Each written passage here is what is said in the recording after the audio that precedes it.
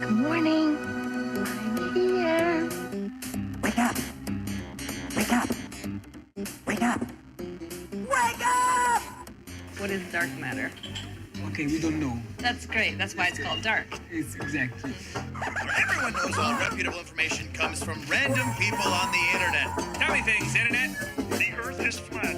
It's like school in your hand. Okay, dark matter is something we do not know what it is. We believe the dark matter is there, but we have never detected it. Well, what I'm afraid of course, is that there is no dark matter out there. There was one? There is no dark matter out there. We need to think really hard. It's Friday, my dudes. Thank God it's Friday. I'm starting off fresh, and I feel good. I look good. I smells good. I am good. Happy Friday, my friend. Happy Friday to all of my friends. Welcome to the IRONWORX right here on freeworld.fm. Feel like my volume's a little, there we go. That sounds a little better. TGIF. Well, good morning, gentlemen. It is Friday, my dudes. Guten Tag. I slept in so damn late. I was like 2 minutes away from not being able to get the show started on time. I woke up just in time to be able to set it up and get here. I'm basically sitting here in my jammies still. Good morning, Jonathan. I see you there. Hey. I usually see you guys every Monday, Wednesday, and today, and I look at, the little Skypey symbol come up, and then I hit it like a snooze alarm and go right back to bed. Yeah. It's But, all right. How Sometimes you guys been? want to do the same thing. I've been good. Good, man. How are you? Semi-extremely excellent. Not bad. Had an amazing conversation right here in this office last night. I was here last night. I stayed, I was playing video games and editing and different things. And the conversation that was had, I swear to God, I wish I had hit the record button, except the people I was introducing to each other, and they were talking about, holy shit, the topic was all about Bitcoin, NFTs, and the major players in it, including which governments and what's going on and what the time frame is of where it's rolling out. And I was so tempted. I said, when I said to the guy, I said, look, it's like, this is all confidentiality stuff. I just want to build up a trust between the three of us. But we're going to be doing something soon together, and information that I could roll out to people. I'm an IT guy. I'm a computer guy. But the conversation that was had here was just beyond fascinating. And the dates that were being thrown out and how fast this is coming with quantum. It's going to, that thing when they say Charles Schwab, he said, you're going to own nothing and be happy. You there? Yeah, I remember. Oh, yeah. I'm sorry. Yeah, no. That's an accurate statement, and it's not like people think. It is. Let me put it to you this way. You know how there's people that have nothing right now, but it's because the system is, there's socioeconomic problems, and it's all control measures. And you know how some people say we live in an open-air prison, right? Mm-hmm. This is a prison planet. It's kind of like Willy Wonka at the end of the movie. He says to Charlie, he goes, you know what happened to the guy who got everything he ever wanted, right? And he goes, no, what? He goes, he lived happily ever after. Imagine having everything that you want, absolutely everything, just like Star Trek, right? You want food, there's food. You want dental, medical, anything you want, you can have it, okay? There's going to be such an abundance of it that's going to become people's God. The AI is going to pacify, take care of you, everything. You're going to be medicated, sedated, sated, whatever you want, and that's going to be people's gods. That's going to be the replacement to it all, to not even have to try. People, Brave New World, not 1984. Right. People are going to gladly plug in. They're going to be like signing up in droves. Like, wait, where can I sign up? Wait a minute. Really? I sign this, and I get all the funds you want, anything you want. You want to eat? Go eat. You want to do this? Do this. Dude, I mean, and I'm not making, I wish I was making this up that it was just like make-believe. I'm telling you, the shit that was said last night, my head was, the gears were turning. It was like somebody put in the proverbial missing puzzle piece, and the whole picture was illuminated. Hence the Illuminati. No, I'm serious. I'm telling you right now, it was spooky, because like my brain, it was like, You know in the movies when the guy gets the plot twist and their eyes kind of like you see them like get it, like a light bulb going off, and then everything they thought they believed goes away, and it's like, oh my God, now I see it. Now I see it clearly. It's like a magic eye puzzle, and I'm like, I'm not happy. I'm not happy at all at the ramifications of it all. But again, this is why I think they hide the cosmology of things in this world, because if you preempt it, if you let the proverbial cat out of the bag while it's in process, it just it doesn't collapse the whole thing, but it could potentially. And that's why you have wars and conflicts to, I guess, realign things. You know what I'm saying? Like, all right, listen, we're going to have to create all these distractions so that this one thing can do its goal. It's like a guy running a football play, right? And he's trying to run it into the end zone. You have to have your tacklers and everything else to divert all the shit away so that guy can just run straight ahead to that end zone. That's their end game. They have one goal, one focus in mind, and nothing will stand in the way of that. How's that for an open on Friday? Yeah, that's awesome. Wake up. Did you guys see the AI telling Putin that the pictures from the moon that the United States took were fake? No. Yeah, it was on like a news article, like a TV news thing. They were showing Putin, and he's being explained that all these pictures are fake according to our AI. Oh my God. You know, when you think about it from a biblical sense or otherwise, when it says, man was created in God's image and blah, blah, blah, and it's people talking about an antichrist, well, what would be the most anti-Christian, or not just anti-Christ, but anti-God, right? If you just want to say anti-God instead. And it would have to be a computer, program, because even if a person's evil, there's some element that's, like you could be your father's son and be a total bastard. The apple in that case would fall far from the tree. But the bottom line is you're still human and you're still susceptible to human emotion and everything else, right? There's a chance that you could still be a good guy.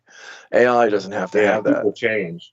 Yeah, we're seeing biases. We're seeing biases with the computer that people even notice. Like, if you ask for... the hell is that? May I have your attention, please? Sounds like the end of the world over here. There has been a fire emergency reported You hear that?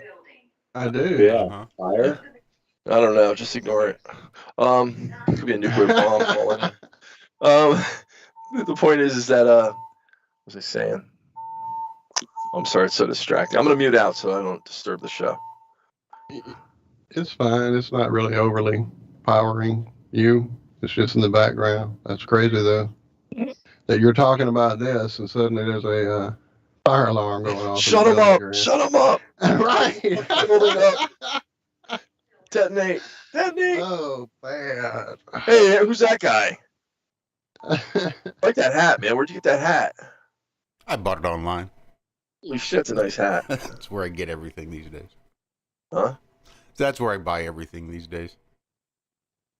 Online. I've developed a bit of a fetish for some watches. Trying to find good watches on the cheap on eBay.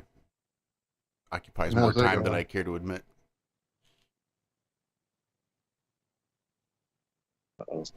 They still make watches? They do. If you can find them.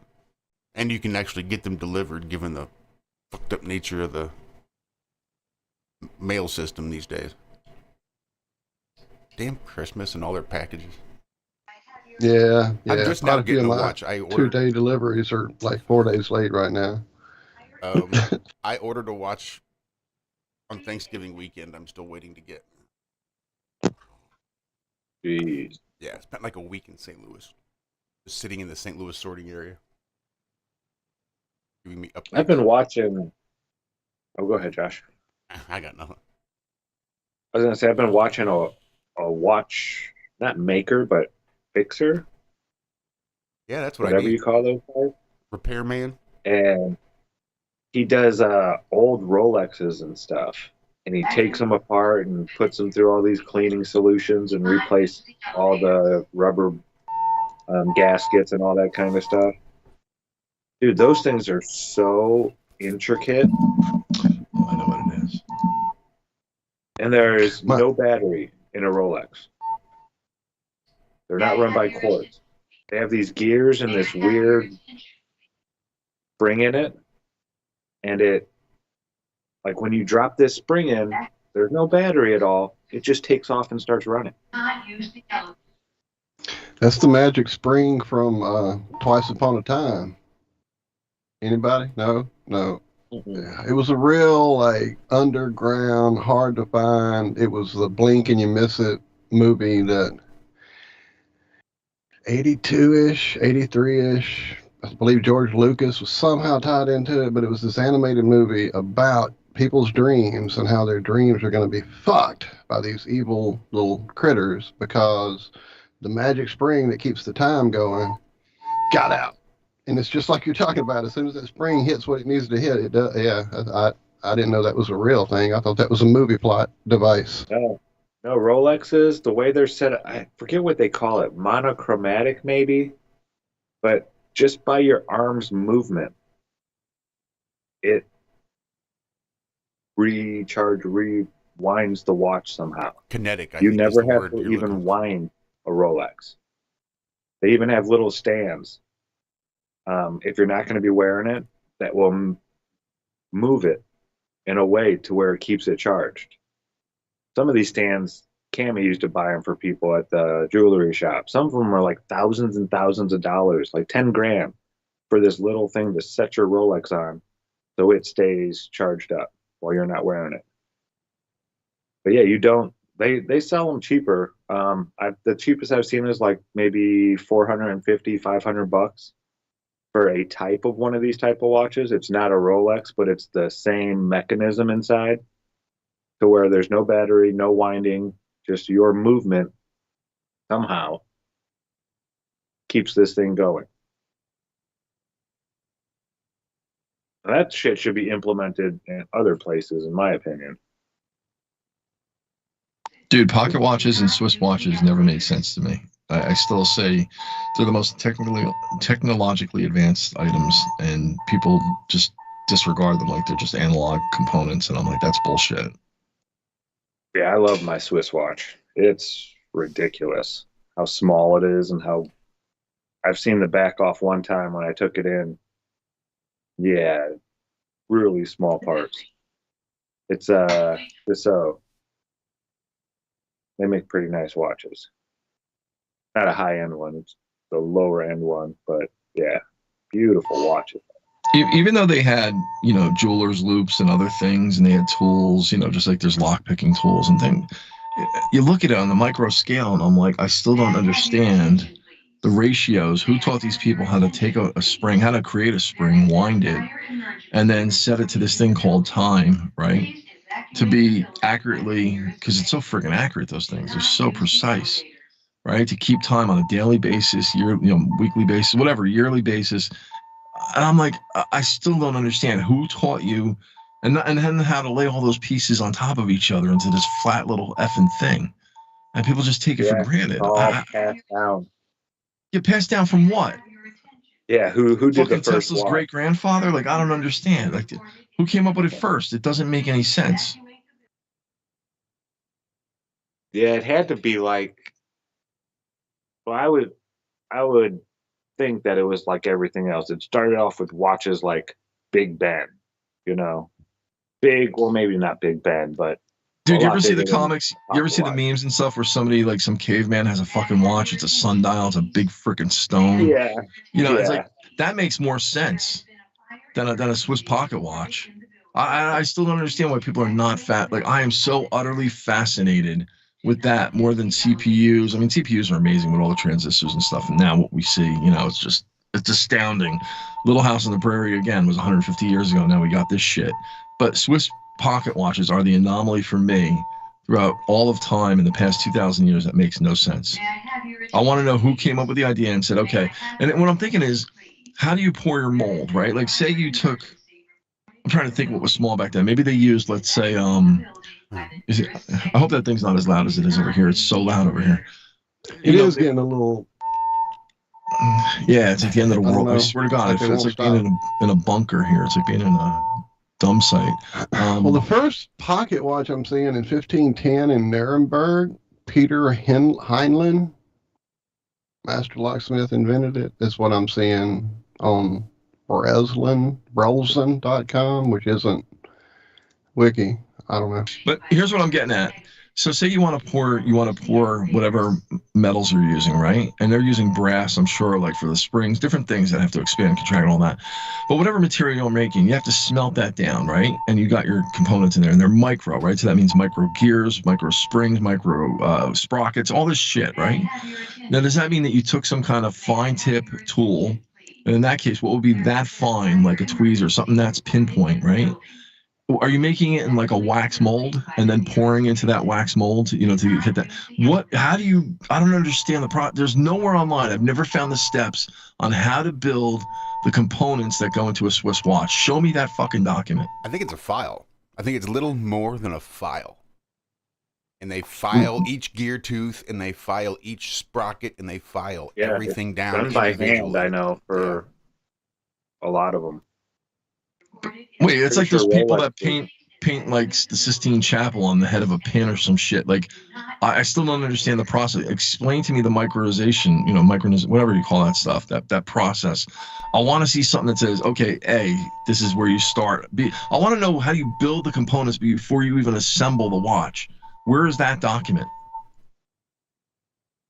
It's probably like the Aboriginal tales of creation. It's all passed down generations. It's all secret information that's only handed down to those who are worthy.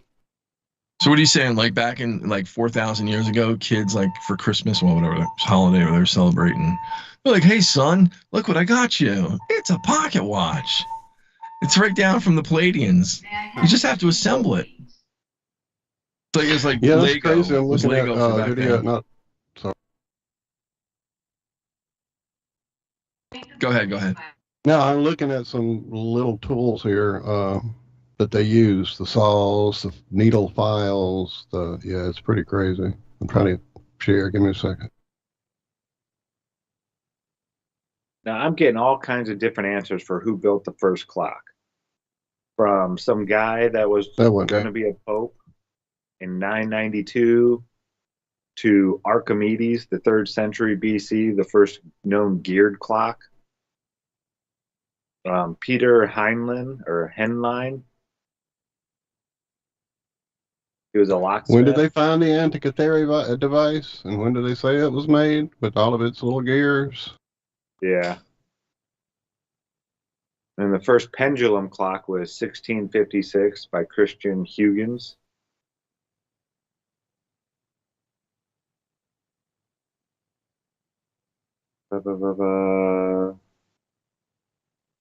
Who is the father of clock? Thomas Tompion. And there's another one. English watchmaker. When was the first clock invented?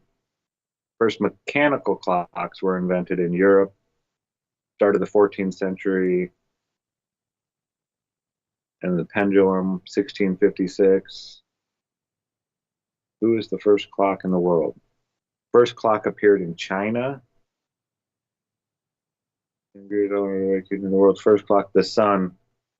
What? The first clock, the sun, was made about 7 billion years ago. Shut up.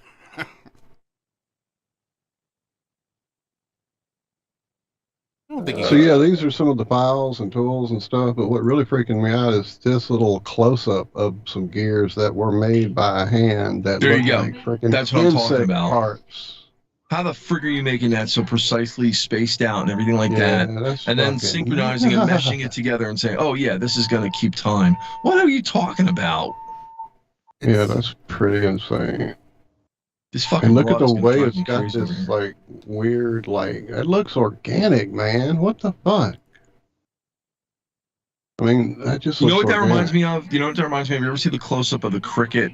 And it shows Yeah, the like back bug of the parts. things Yeah, and- fucking A. That's the first thing I thought was this looks like those bug parts they show, and then it was like, well, is that where they got the idea for these fucking gears? Was taking apart bugs? I mean, you know.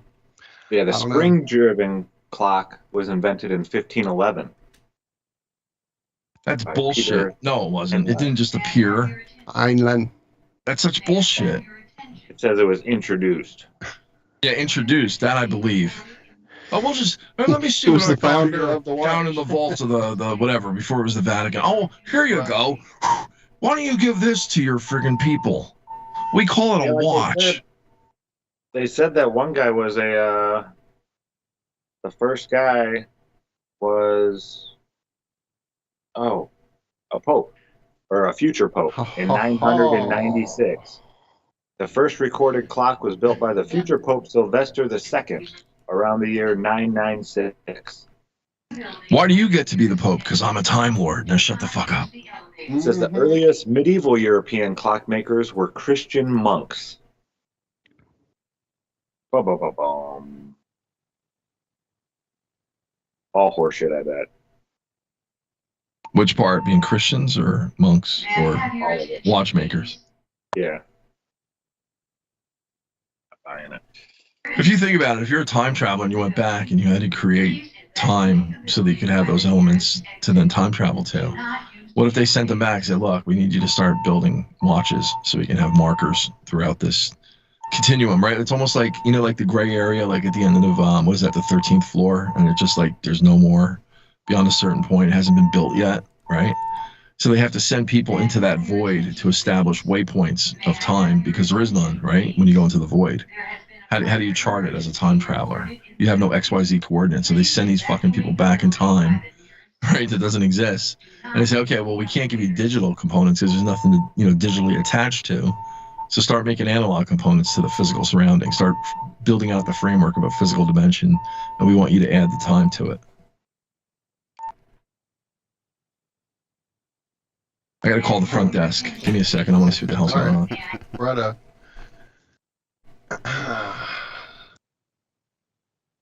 Well, I'm looking over this interesting timeline, as you say there. I don't know where you are, Zach, but it definitely talks about the sun and all that first. But it's that they've got the picture of that Prague clock here in this one, which is another one of those. How the fuck did they do that one? Yeah. I don't know. Well, I know there was I a think movie about it, that I was watching years back. I'm trying to remember the name of it.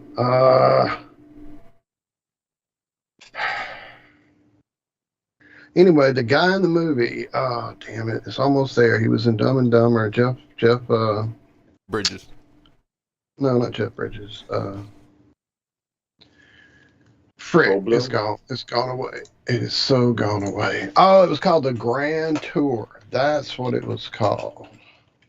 And in the movie, this guy is I guess he's some type of mechanic of some sort. I don't know. He's in this town, and they suddenly are asking him to fix this old clock in this church that somehow runs from the sun. And this is like ancient wooden pieces. He pushes against this thing and it moves, and it's all built into the building of the church. It's part of the church.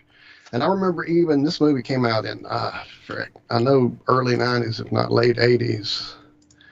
If it, I couldn't get it, I couldn't understand it. And I've looked since then trying to understand what that clock was or how it worked, and I really don't see anything that lets me know how a clock made out of wood inside a church would run using the sunlight.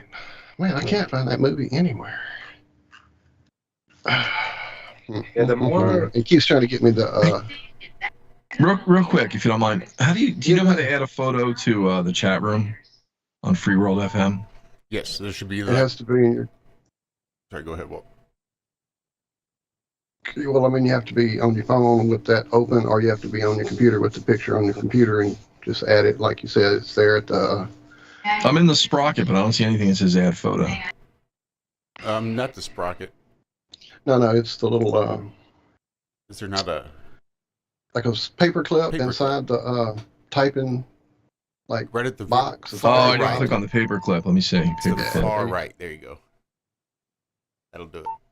No, that just adds a photo to the chat itself. How do you change the actual avatar? That I don't know. Yeah, you have to get into that with Josh. So that Jeff Daniels, that's his name. My brain finally clicked over. Sorry. So if you click the sprocket, it doesn't say change photo.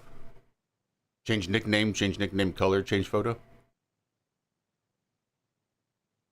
No, it says change nickname color, chat preferences. There's nothing that says change photo. You have a change photo on yours? I do. What browser are you using? I'm using Chrome on this right now. Yeah, I'm using Chrome. Yeah. I'm also a booster though, so. Yeah, what is that about? What's that booster thing? I keep seeing that on the left side sometimes, and I've been meaning to ask you about that. Basically, it just levels up the chat. So if the base model chat allows for 20 users, 20 people to come in and chat, you can boost that up and say allow 100 people in there to chat, or whatever it is. And I guess there's different things you can do as a booster. So I just did it so we can make sure the station definitely has enough spaces on the chat.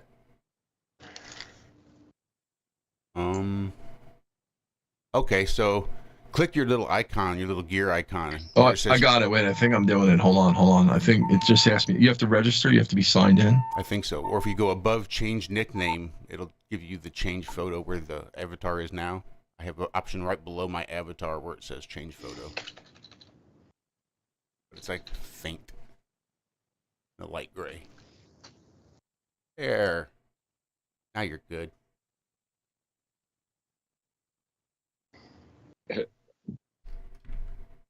So what's the Got it. what's the genre today? Jonathan, you pick. What are our songs gonna all have in common today? Wait, didn't we have it already planned? Something, damn it. What was it?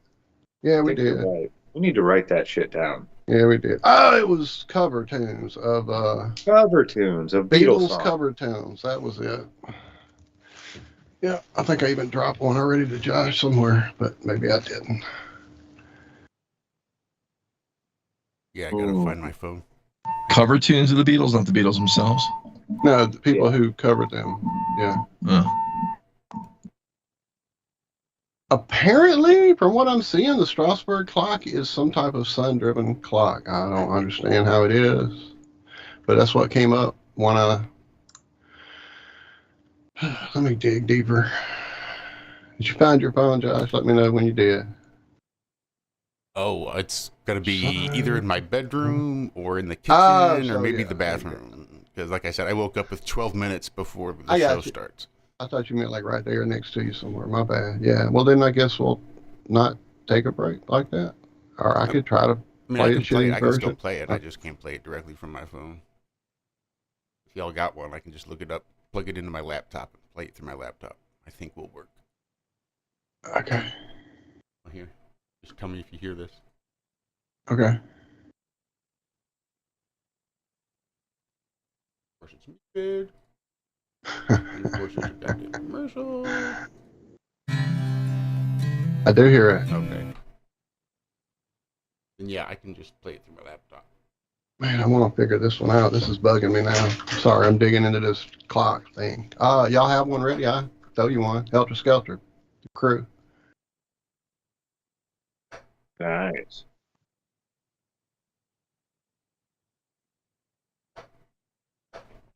If you use the YouTube version, they actually play the intro little acoustic guitar part, or not acoustic, but the I got one. instrumental. I got one for you. Can I throw you? I'll throw you guys one for a later break. Yeah. Okay, I'll get a link. Put my pen. Oh, you gonna send the link? That'll work. Okay, I was gonna write it down. There it is. Shell keeps borrowing my pens away. You said the Crew, right? Yeah, Motley Crue. Mm-hmm. Helter Skelter. Oh, really? What happened? I was gonna say U2 Helter Skelter. No, not even close. Oh, I like that version. Oh, actually, I can't say that I've heard. Who'd you say again? Molly Hatchet? Yeah, Molly Hatchet.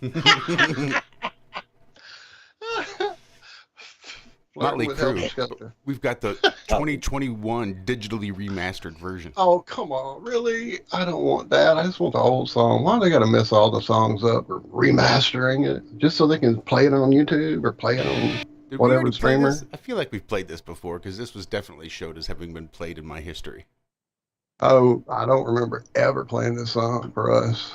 I don't either. Trying to figure out why the hell else it would have been already played through.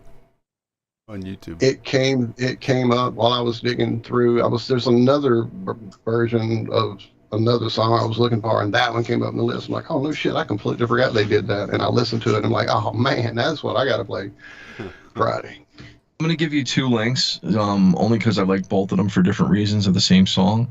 My Guitar Gently Weeps, but I'm gonna put it in chat. You decide which one, all right? Yeah, it's a great song. That was the first Beatles song I ever tried to learn how to play. You put it in Just because it had so many weird chords in it. I played it on my synthesizer using guitar sounds, and it sounded incredible. People were like, holy shit, that sounded awesome. Because of this one video that I'm putting in here, this guy who plays it on the ukulele at Strawberry Fields, this to me is the best rendition without vocals. That it just his level of play on a ukulele, you didn't think it could shred like that. That's probably the better one to play. It's only 3 minutes. But the other one's pretty amazing too, because it has the celebrities that it has on there, like Steve Winwood, Prince. They all came together as a tribute to the Beatles. Yeah, Prince. This is where I learned that Prince can shred a guitar. Like, he's so underrated because of his magnetism, the way he does his presentation. So people think of him one way and, very sexual, very this, very that. And then you see his actual guitar play, like you said, and he's off the charts. Guy is a true musician. Yeah, which instruments did Prince play? It's easier to say which ones didn't he play. All of them? Right. That's actually accurate. I mean, if he wasn't who he was, he could have been a music teacher in a college level band, whatever. He could play every instrument. Yeah, just amazing. But like, how do you go up on stage and show off on the saxophone when it's like, well, I'm the saxophone player and I'm not Prince and that's all I got. Don't take that away from me. You know what I mean? If you go back to his, I think it was the debut album, he threw a lot of stuff on there, to kind of show off to his, I believe, 27, 20, something like that. Hang on, you know what we have? We have the internet. You know what that's like? It reminds me of like early. Walter. 27 instruments. It reminds me of early Queen. Go ahead. Like how Queen was like really influential to a lot of heavy metal players, like because of their heavy stuff, in the 70s. And back then you had groups like UFO and, others that were tearing it up before Metallica and all that stuff, but they were a great influence.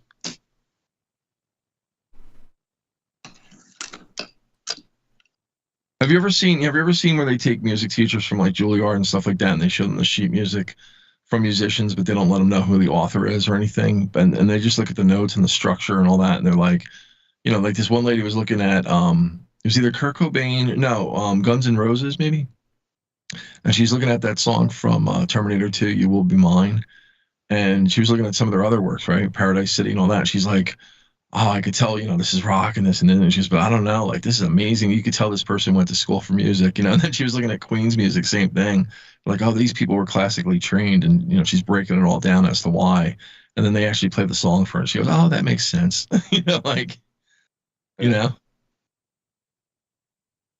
So they don't hear that in their heads when they're looking at it? Seems to me like if I were... she was like 80 years old. Like, she was old. She was an old, like, classically trained, like, music teacher or something like that. You know what I mean? Like, she wasn't really turning on the radio to listen to. I know what you're saying. Yeah, you see the notes, you would hear it in your head immediately and recognize the song. But when you think about it, like, my dad, like, there's a lot of songs he wouldn't know. You know what I'm saying? Uh-huh.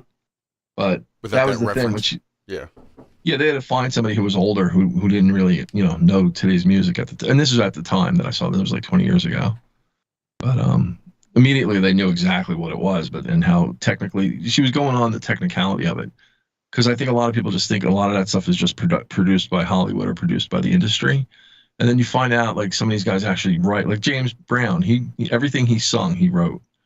So when he was asked later on, when Alicia Keys stole his music, when she sampled it for Fallen, that song that she won an award for, that was taken from It's a Man's World. I mean, she literally didn't even change anything. She just ripped off that whole friggin' thing that's known. And so he's on BET, and they go, hey, what do you think of today's modern, music in the industry? And he goes, honestly, I don't think they use enough of their own notes. I think they sample everything too much. Yeah, what's really cool about this song we're about to listen to George Harrison's son is actually playing rhythm guitar up on stage with the guys. And it looks like an 18-year-old George Harrison. It was so eerie watching his son up there. Yeah, my mom. I didn't was watch it bawling. that closely. The one I gave you, the first link? Well, actually, I had Helter Skelter pulled up for the first one. Oh, do that. Yeah, do that one. Helter Skelter's great. Right, yeah, we'll grab some of those other ones. Trouble is, I don't have Skype chat open, so I don't even know what links you dropped. But I'm going to go find my phone, and I'll be able to transfer links and figure out for the next break. It's all right. So far, it's flown by. No. All right, we can try this now. We'll be right back. This is the IRONWORX right here on freeworld.fm. Some Beatles cover songs is the theme of the day. Stick around, we'll be right back.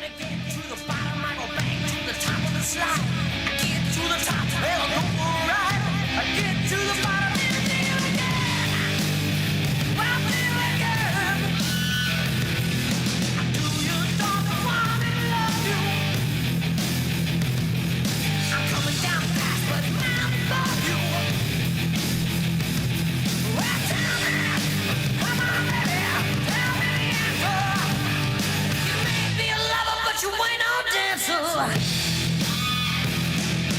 Helter Skelter. Helter Skelter. Helter Skelter.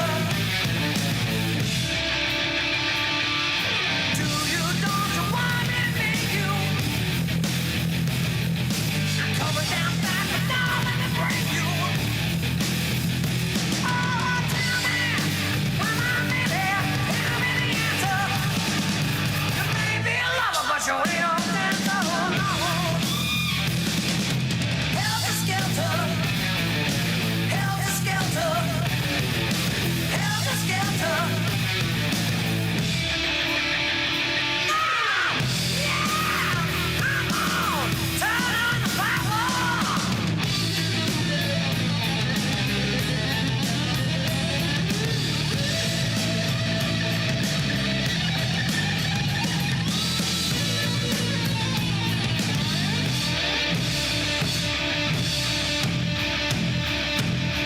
When I get to the bottom, I go back to the top of the slide. I get to the top, I go for a ride. I get to the bottom, I do again. I do again. Do you don't want me to love you? I'm coming down fast, but I'm out for you.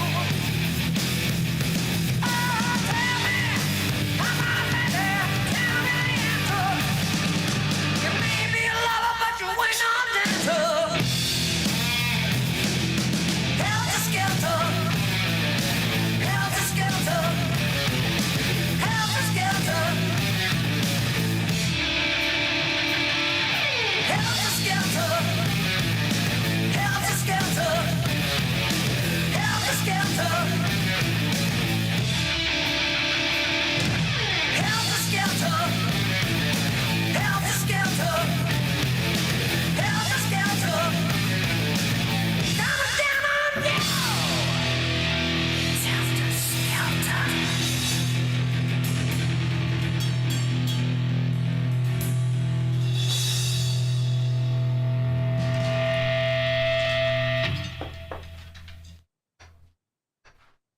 Boy, is that timing or what? Look at that dude.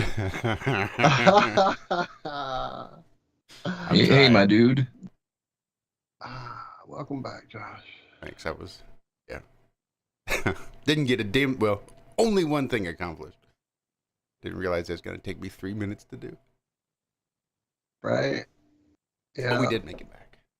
We did. Thank you for playing that. Took me back to 15. Yeah, look, here's the deal. I agree with Zack 100%. The first 2 Motley Crue albums are as good as the first 4 Black Sabbath albums. And then after that, it started going downhill because the little 15-year-old girls found them. When my sister put their poster up on the wall, I walked away.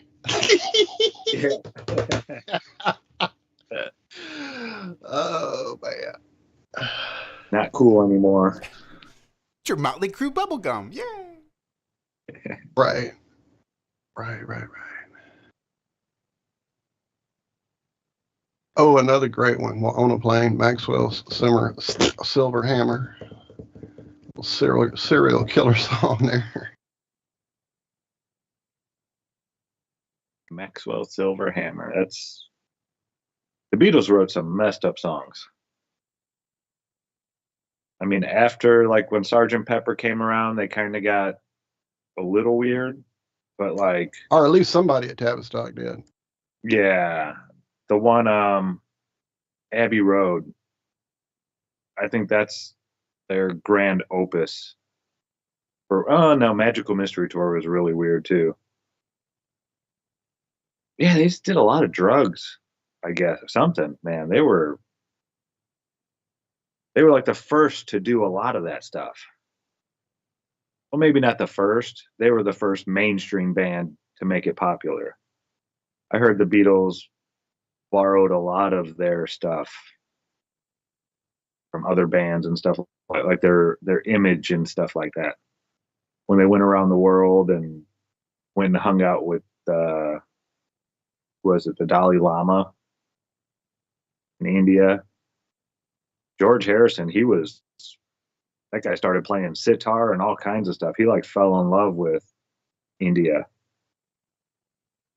I loved when they went and they were singing that My Sweet Lord and all that, when he was singing that when he became Hare Krishna. And people, you know, I remember I had Christian friends. I was going to born again church, and they're like, you know, that's not like blah blah blah. I'm like, shut the fuck up. I'm like, it's like they adhere. You have people that adhere to the same principles you do that you profess to, but they're actually doing the works. And this is all you get out of it. Like, this guy's in bliss, right? He's sitting there with his interpretation of God, and he's like, what, doing what exactly to harm you? Fucking tools. That is like one of the most beautiful songs ever, you know, in adoration of their worship of communion with spirit. Their understanding. Oh man. It just drops in, and it's like, even though it's repetitive at the end, just the harmonies and everything. And yeah, what was it? What's his name? Ravi Shankar. That's the guy that they did the concert for Bangladesh. Was he a part of that? George Harrison?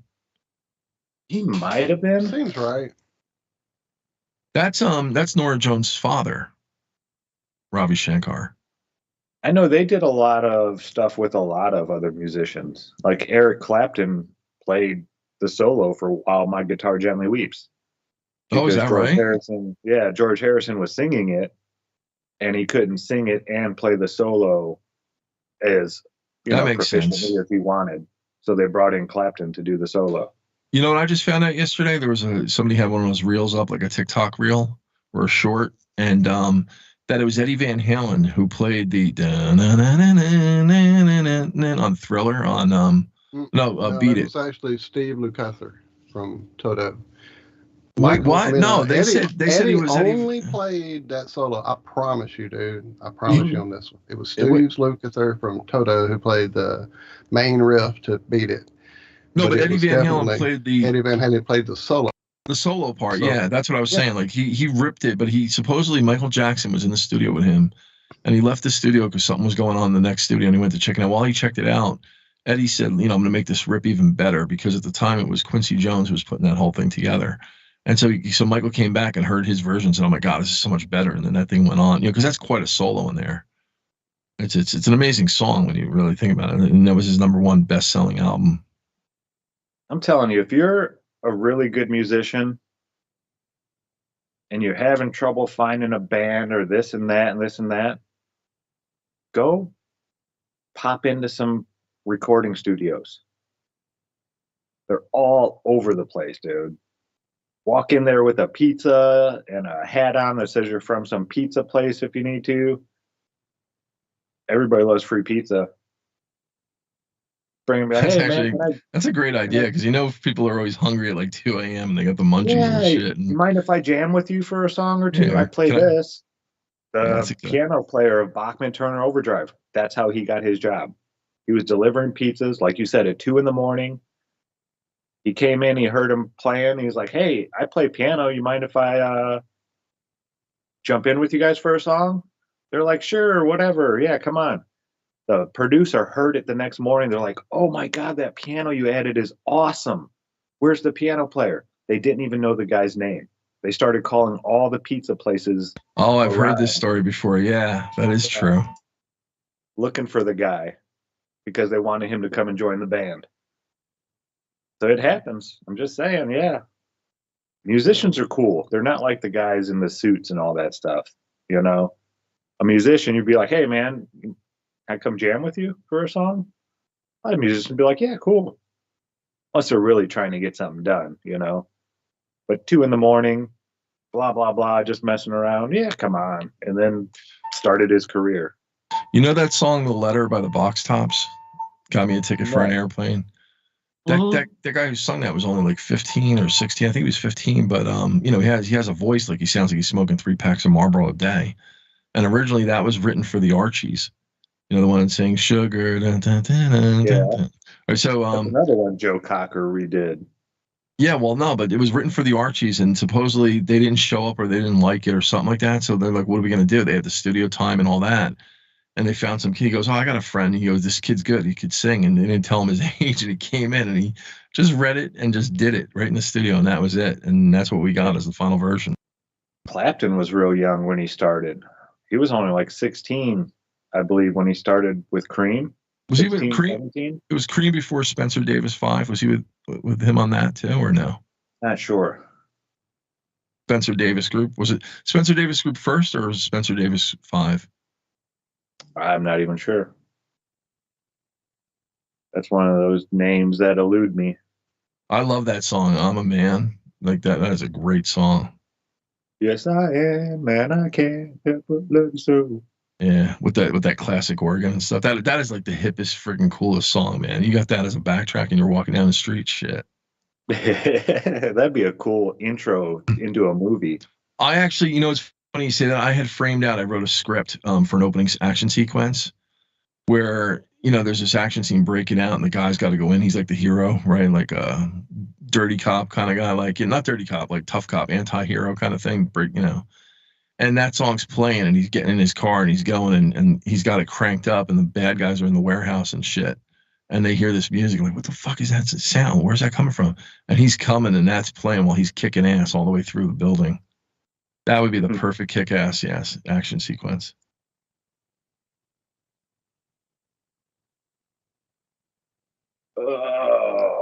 We got about 12 minutes to go before our next. What are you talking about? Music interlude. Can I pick the next one? Well, we still got Can While My Guitar Gently Weeps from Jonathan's pick when we played Helter Skelter instead. You can put it later if you want. If he's got a good pick, it's all good. No, I can wait for the other one, unless Josh has got one for the third one. Nope. I've never heard this person doing this song. Which one? We'll wait. It's a Hey Jude cover by Wilson Pickett. And they say that it adds some horns into it that should have been in the original version. Speaking of, okay. I was just telling somebody last night about that movie yesterday where the guy gets sent into another dimension where there is no Beatles. You've seen that movie? Yes, I did. It was good.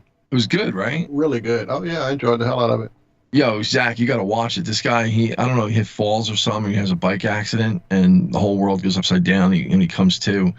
You know, he plays cover band stuff. This guy, he's just a nobody. And next thing you know, he's playing at a hangout with his friends. You know, there's like 4 of them at a picnic table, and they're all staring at him like, "What the hell was that?" And he goes, "What are you talking about?" It was, yeah, and like it was. And they're like, "Did you write that?" And he goes, "No, it was written by John and Paul." And they're like, who the hell is that? You know. And he takes their whole catalog, and Ed Sheridan is in it as a cameo. And and then the girl from Saturday Night Live is like, she signs him as an agent, and she's like, he goes, really? He goes, how does this work? He goes, well, you write the music and we pay you, and then we take our 90%. See how that works? It's a great movie, man. And then he runs into people that are also pulled in that dimension, but in a different way. They forgot.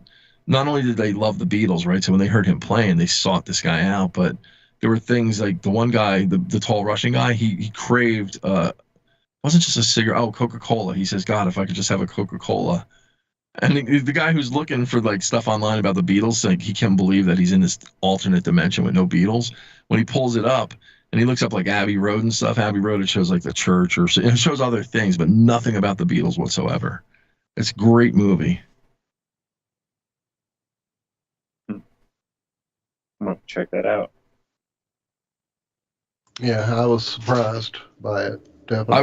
I was so mad when I went to the theaters because in the trailer they show Anna de Armas, who's just dropped dead gorgeous on the James Corden show on the Late Late Show, and that's in the movie, but they cut it out and put it on the DVD because the test audience didn't like the ending. They were so pissed off. The romantic ending that it was supposed to be. Yeah, I won't give it away, but yeah, go watch the movie. It's called Yesterday.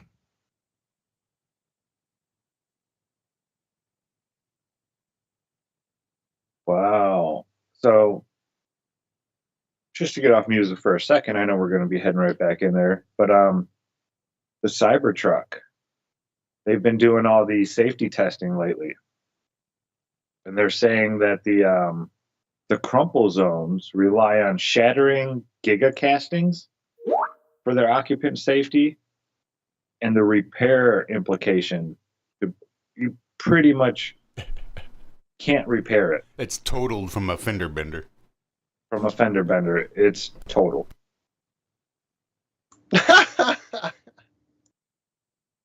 And it's saying, there has been the reputation for vehicle safety for Tesla hasn't been horrible.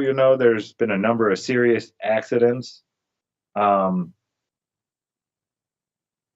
to its driver assistance packages, and those are being called into question, but the Cybertruck has a different problem. And it says, one which Tesla hopes to solve by destroying what could be the most expensive single component of the Cybertruck. So yeah, this is similar to how regular cars and EVs dissipate energy during a crash, although an earlier crash test video shown by Tesla during the Cybertruck delivery event reveals that enough of the vehicle's energy was transferred to the rest of the pickup truck that the rear wheel somehow broke loose. Now, the Cybertruck has no axles that run from one side of the truck to the other. The back wheels turn just like the front wheels, not as much. So it's not like it snapped the axle in the back or anything like that. So it's not as horrible as it sounds, but it's not good. You don't want to have a fender bender. They said 35-mile-an-hour crash and the back tires snapped off. Said, however, completely destroying the front underbody casting could be a costly affair given just how expensive the component is. The whole point of the gigacasting is that it replaces a stack of welded and bolted on components with a single cast component.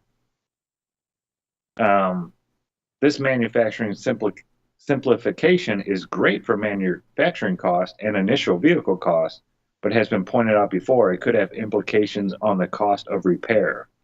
While a mild fender bender in the Cybertruck may turn out to be a rather inexpensive, any collision that transmits substantial amounts of energy to the front casting would likely damage the part catastrophically.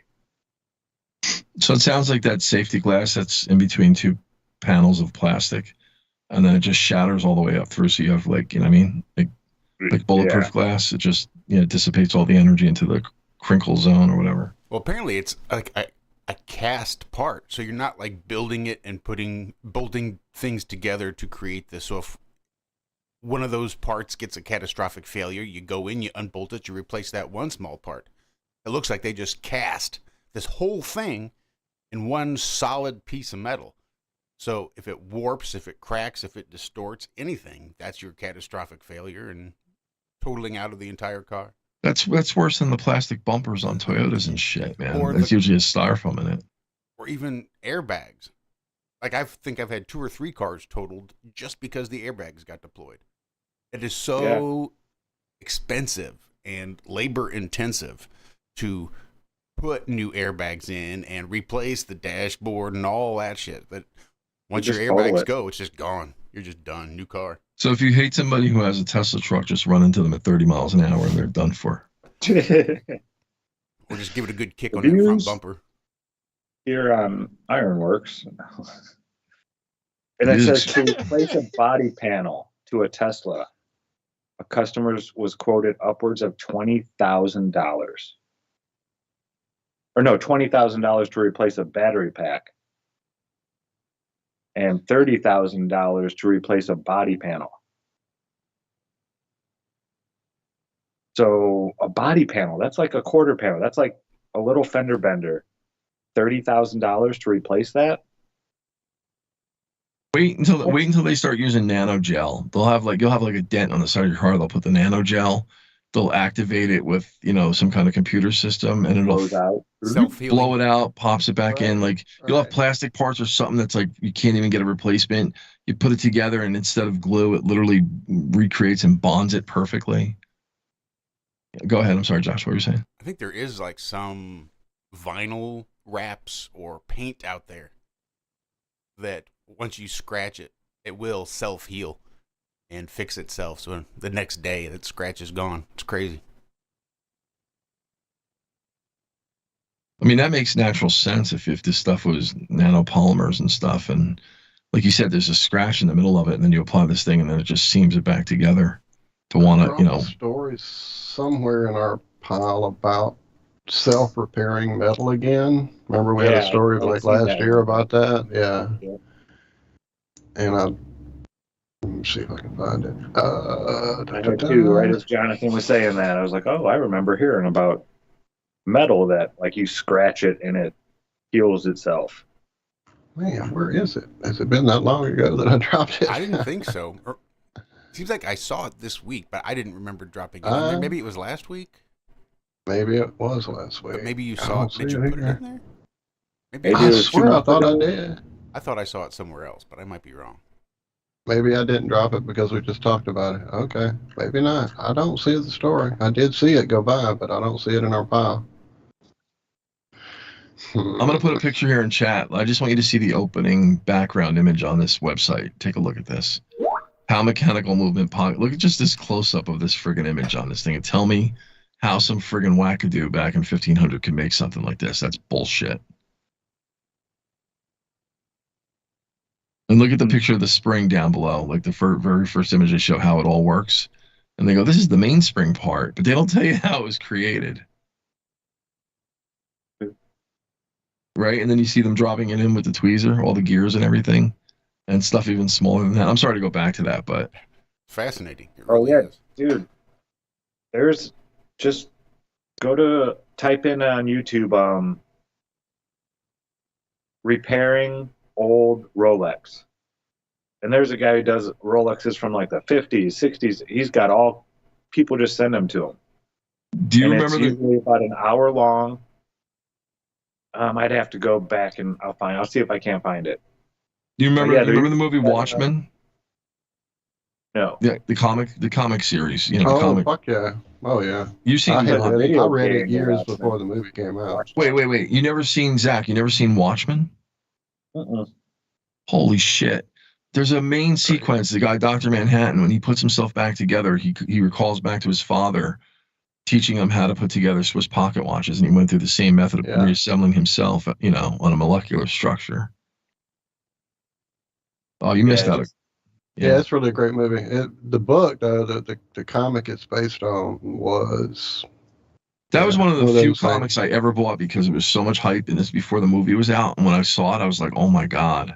And then when they made it a movie, I was like, I was so excited about it. And then I understood why some people like comic books. It won like a Time Magazine bestseller, whatever award. Yeah, a few of those watchmakers are a different breed. Go ahead, Walter. Sorry, Walter. And then I lost my mute button. I dropped it and couldn't get it back. But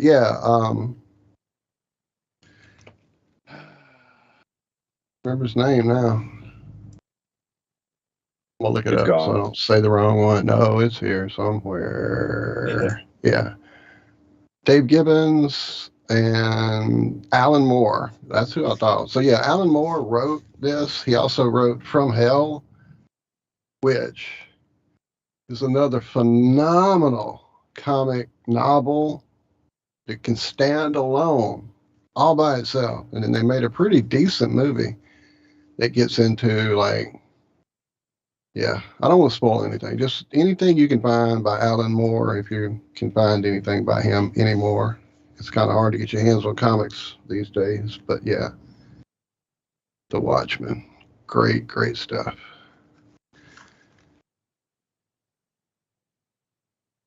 Watchmen. Seems like there was, oh man, what was that other one? Hang on, I'm going to find it.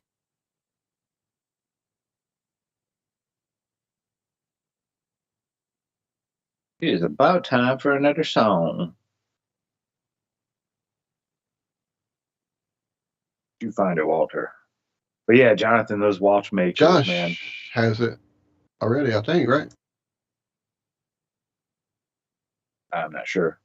But they'll zoom in on the camera and you're looking at them work on this thing and you don't realize that it's like his finger setting there because his finger looks like it's enormous.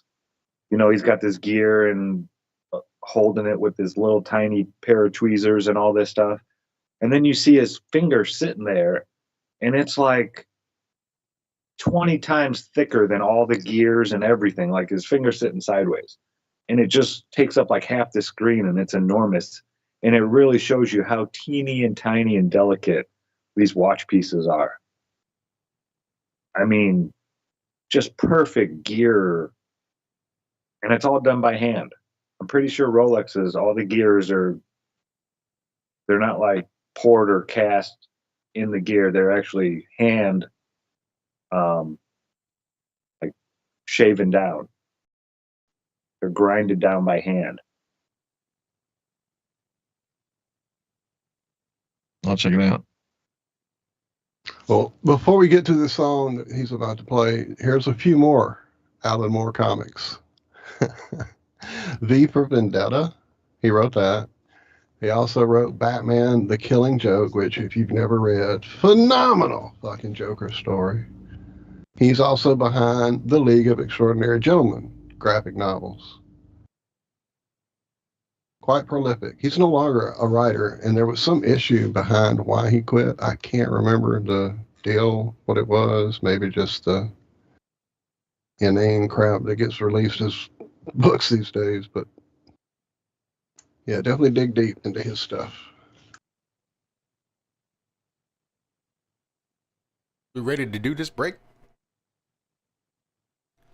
think I got the stuff I need for this break. I don't even have to leave my seat this time. I think we're ready. I am anyway. I don't know about the rest of y'all. I do be. This was Jonathan's pick. Who's this? Shimabukuro? Jake Shimabukuro. That's pronunciation at all. And he's doing a cover of While My Guitar Gently Weeps. This is a song that was composed by one of my favorite songwriters, Mr. George Harrison. So, since we're in Central Park near the strawberry fields, I thought this would be kind of cool. But it's a song entitled While My Guitar Gently Weeps, something like this.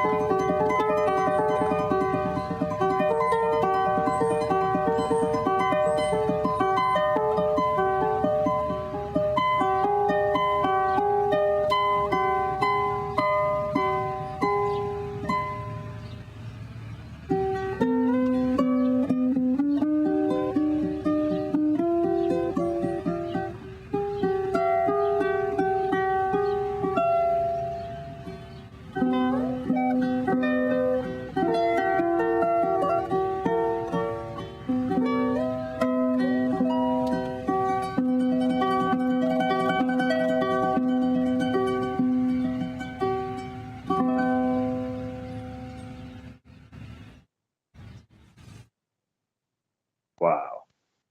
Yeah, that was impressive shit. Yeah, it was Right. fucking awesome. The video is Thank you even for more that. amazing when you can see it visually. It's like just watching him Right. shred like that is just crazy. That was beautiful. Yeah, that was awesome. Thank you, man. Watch out, you. Get down. Come on. Oh, snap. Walter's being attacked. Is this the second wave or the third wave? Walter. Sorry, I had to run and jump. When she hopped up, she literally hopped onto the switch to my amp, which has an unplugged cord, and that makes quite a bit of noise at 4 or 5 in the morning. Sorry, I had to run, stop that. But yeah, it was just, I believe this is the first wave. We had one cat sit on the keyboard earlier and start a movie going, and that was quickly stopped. Buddy, you don't need to help me. Thank you, though. Thank Hey, you, though. is today Killer Cat Day? We're going to do Killer Cat Fridays? It will be. It definitely could be today. The opinions of Jonathan The opinions of Jonathan from Jersey are not necessarily those of Free World FM, IRONWORX, or anybody with sanity.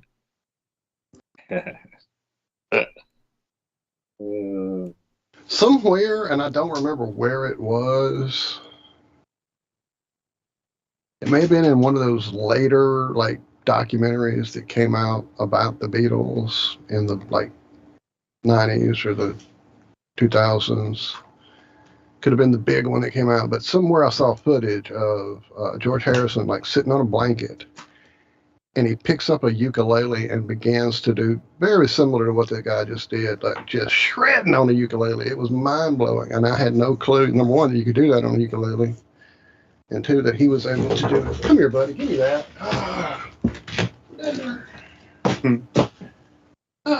Boy, this could be the day, Jonathan. It definitely could. It's the third thing he's picked up and run away with. Anyway. So there's And a I've looked for newspaper. that footage separately of Harrison on the ukulele, and I can't find it, but maybe these days it's easy to find. Let me see. You know, I've noticed that, dude. I have videos I've gone back and watched, 50 times, just assuming that they'd always been there. One was the Allman Brothers doing Melissa, an acoustic set with no words, and it was just the three guys up there jamming acoustic guitars, like talking to each other on the guitars. It was amazing. Showed it to, 50 people. I go back and try to find that now, and you cannot find it. It wasn't like a live concert. It was just three of them sitting in a room. That's because I burned it. I got rid of it. Go ahead. Oh, I loved that version, and I cannot find it now. And this isn't like Joe Blow doing a cover. This is the Allman Brothers, the original Allman Brothers, and it's gone now. I cannot find it. I don't know what happened to it. But yeah, even stuff like that, from really well-known people that should be archived. I'm sure it's out there somewhere. Someone has it somewhere on some website. But man, I don't know why it was removed from YouTube.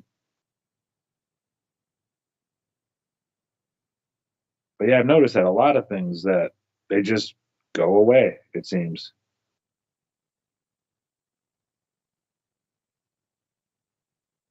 So this is from the Daily JSTOR, nonprofit library for the intellectually curious.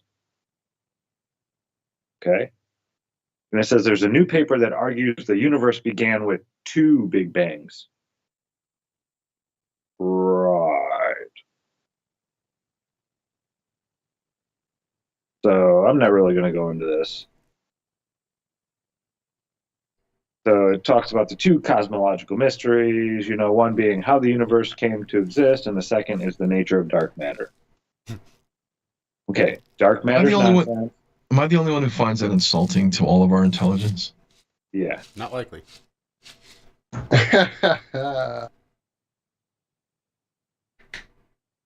So now it's 2 Big Bangs.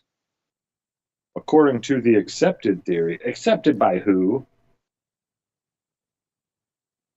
Accepted theory of the beginning of the universe. Oh my god, I'm not even going to read this. We'll all be dumber by the time I'm done, so I'm going to stop there. But yeah, I'm not buying any of it. And the sad part is all the money and all the brain power that's being wasted on this nonsense. This guy at least gives a little credit. First appeared on Big Think, December 14th. You don't see that very often anymore. Have you noticed that? People giving credit for where they find stuff. Yeah, the whole journalism, at least in this country, it's more National Enquirer than how journalism used to be. You know, it's the same thing with scientists. You know, if the journalist is owned by a certain person and they want the story to come out in a certain way and look, you know, shined on from a certain light, then if that journalist wants to keep their job, they're going to say the story exactly how they're told to. And it's the same thing with scientists. They get paid by a company to find something out. And even if they have to use statistics, which is their bread and butter, it seems to nowadays, they'll go into statistics so they can say that it happens this way, you know, in a roundabout way. That needs to change. Well, I have a more, I guess, grounded in reality story of Are You Here? They found that lost tomato in space. What? I saw that. What the hell is that? Dude, I don't know. I'm being very facetious now. Yeah, I did drop it, but I didn't read it. Apparently there was a tomato lost in space, and they found it. And I mean, really, what more do you need to know? I mean, what more do you need? All you need is some bacon and mayo and some space lettuce. You got to, there you go, the bacon. Space bacon. What? When that starts happening. Space lettuce and space bacon and space tomatoes. Isn't that what Space Force is? Aren't they the space bacon? There you go, space bacon. You're right. Fucking pig. Oh, wow. Apparently some dude got in trouble in the space station because everybody thought he ate this space tomato. But now that they found the space tomato, he has been exonerated there. So he's out of the suspicion now. They know it wasn't him. What the fuck? Is this really a story? So they lost something, blamed it on a guy, and then found it. Yeah. Yeah. Frank Rubio harvested one of the first tomatoes ever grown in space earlier this year, because we know they never did it before. I put it in a little bag, and one of my crewmates was doing a public event with some school kids, and I thought it'd be kind of cool to show the kids, hey guys, this is the first tomato harvested in space. I was pretty confident that I Velcroed it where it was supposed to be Velcroed, and then I came back and it was gone. Unfortunately, because that's just human nature, a lot of people are like, he probably ate the tomato, Rubio said, and I wanted to find it mostly so I could prove I did not eat the tomato. But he never found it. I needed to find this tomato because everybody thinks I'm a liar. Nobody trusts me for shit until I got to find this tomato. They kicked him off, and he went back to Earth on the 27th of September. But Wednesday, during a Wednesday news conference, members of the 7-person crew finally located the tomato. Holy shit.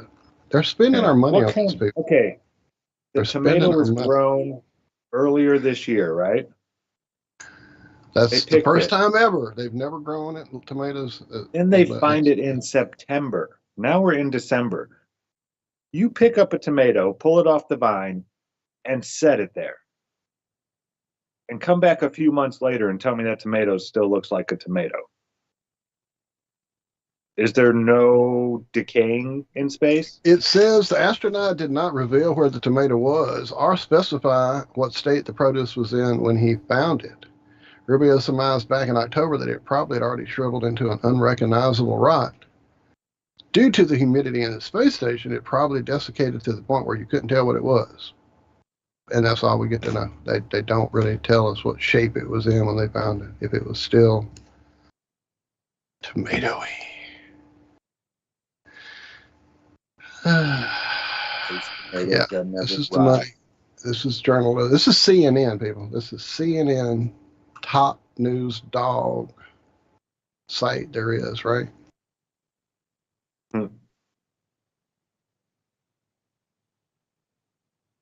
That's your space dollars at work, everybody. So, some nutjob started a fire at the New York courthouse that was hosting the Trump trial.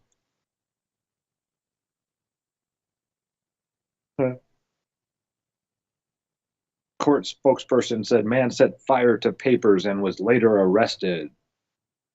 And he injured 17 people, so I guess it kind of got out of control if it injured 17 people. Man set fire to court papers, 4:15 on the 4th floor of the building. Then he used a fire extinguisher to douse it. So how did 17 people get hurt? What was it, running out of the building? 3 floors of the courthouse were evacuated. There was no serious injuries reported, and the unidentified man was arrested. Okay. Did he stop by your building over there? Yeah, 17 people suffered minor injuries caused by irritant exposure from the use of the fire extinguisher. I bet they were like between 20 and 30. Rub some dirt on it. No, I'm joking. Yeah. What is wrong with these people?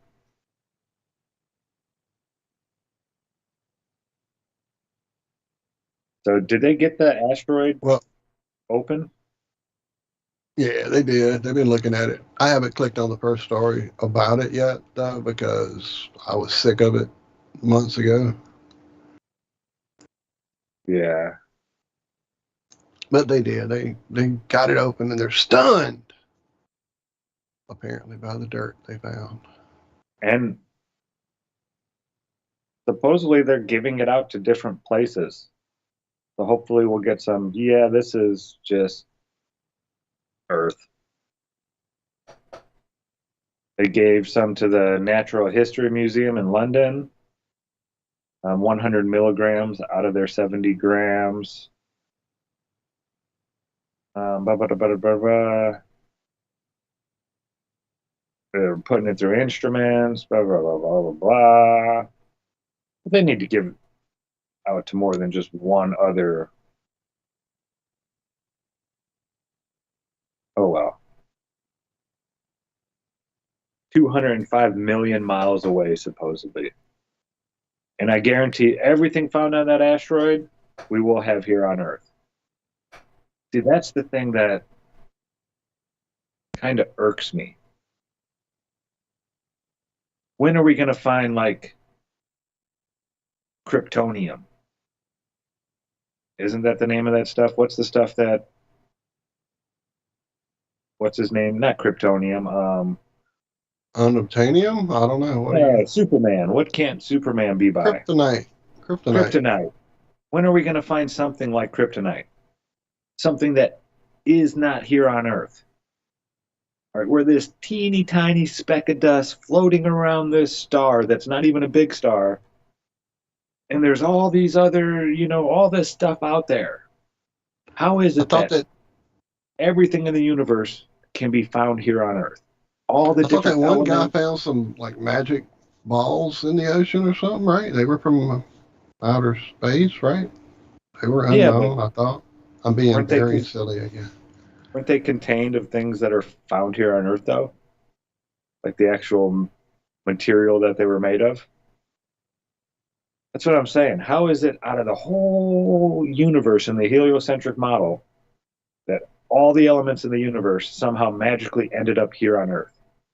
That nothing we find from outside of Earth we bring back, and it's like, this is a new element, not a synthetic element that, you know, we can mix and this and that. And no, this is a totally new element, like moononium or something like that. You know, where's the stuff from the moon that can't be found here on Earth? Not petrified wood.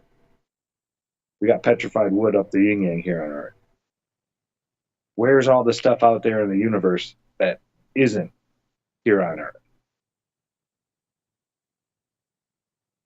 That's what I want to know.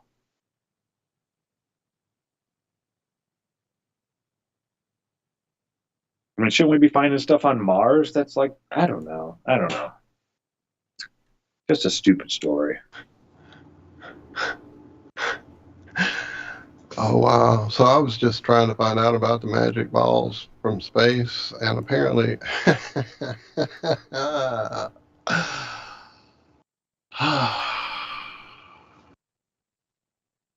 So at first, this dude, who is a fucking Harvard professor, Avi Loeb, director of Computational Astrophysics Center at Harvard, said these spherules dredged from the Pacific Ocean were left behind by a meteor that exploded near Earth in 2014. Their bizarre chemical makeup, he said, suggested they could be a form of alien technology. However, Patricio Gallardo, a research fellow at the University of Chicago, analyzed the chemical composition of coal ash and said that it equally was exactly what this dude found. Basically, he found industrial waste. While they did, they did indeed discover evidence of a technological civilization right here on Earth. Caleb Sharp, the senior physicist for astrobiology at NASA's Ames Center, wrote later in a post on Twitter, because I won't call it that other thing.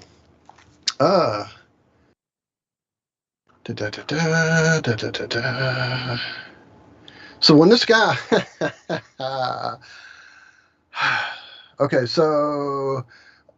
New York Times reported that a scientific team had uncovered partially classified governmental records suggesting that an object had exploded near the Earth in 2014.